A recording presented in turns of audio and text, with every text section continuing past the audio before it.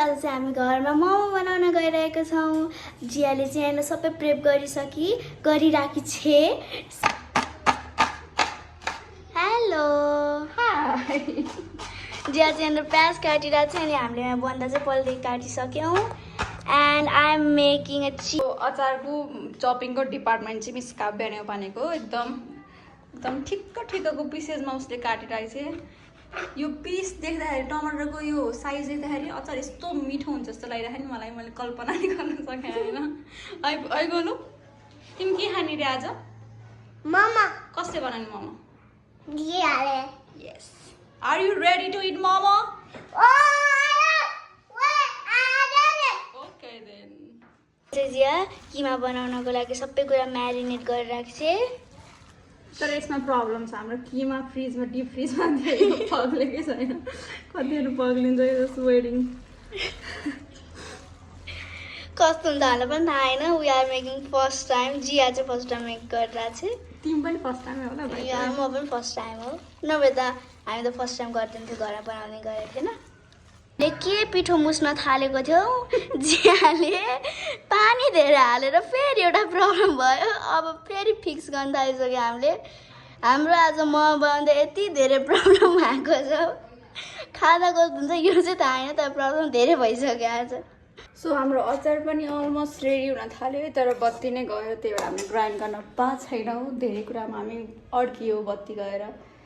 So let's wait and watch कतिखेर बत्ती आउँछ and then will continue our job that is making momos which is delicious. यो अलिक mess भएको छ, केही छैन। मोमो बनाउँदा यस्तै मेस हुन्छ। हामी अहिले त्यसलाई क्लिनअप पनि गर्छौँ, त्यसमा केही प्रब्लम भएन। तर बत्ती नै आएन यार। र चाहिँ यहाँनिर स्किल म्यान पावर कम भएर एउटा एम्प्लोइ थपेको छ हामीले। That she is our employee, new employee. And दुईजना थपेको छ लिटरली भन्नुपर्दा। यहाँ जिया गोलु एउटा एन्ड हाम्रो मम्मा यहाँ हैसिन्छ, यहाँ बेलिरक्सेको छ। एन्ड यहाँनिर चाहिँ जिया यहाँनिर मोमो बनाइरहेको छ। किमा यहाँ छ and she is wrapping the momos and I am making a video.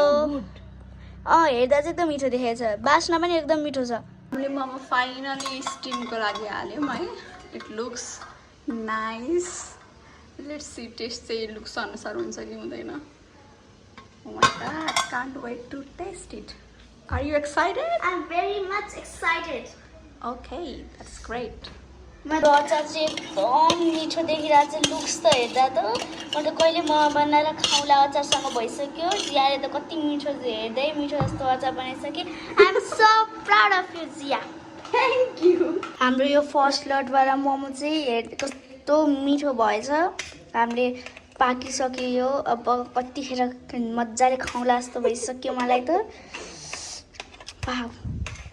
बिराजन कस्तो लागिरहेको मोमो? वाउ ठिक छ, त्यस्तो नराम्रो भन्ने केही पनि छैन। अचार पनि टेस्टी छ, मोमो पनि एकदम टेस्टी छ। खासमा भन्ने गर्ने भन्दा तिम्रो हातै मिठो हो क्या। सही हो, सही। रेटिङ 4-5 मा कति? त्यस्तो मैले कसैलाई रेट नि गरेको छैन हेर। हामीले एकैचोटि काट्ने हो, त्यसमा हुँदाखेरि यसको लेभल हुन्छ नि, लेभल भनेको A+। काव्य भएर तिमी कस्तो छ? वाउ वाउ छ। गोलु कस्तो छ? मिठो हो कस्तो छ रे बेबी? मिठो छ, हल्का हल्का हल्का हल्का पिरो छ। के छ रे? हल्का हल्का पिरो छ। सो हामीले मोमो खायौँ है टनमा 10-12वटा एभरेजमा त सबैले खायौँ होला। It was good. I rate it 3 out of 5। अचार चाहिँ तर जम्मै सरिदियो 5 आउट अफ 5। सो अलिकति चाहिँ बाँकी छ 10-12वटा, त्यो चाहिँ पाक्दैछ, भोलि खाउँला त्यो चाहिँ।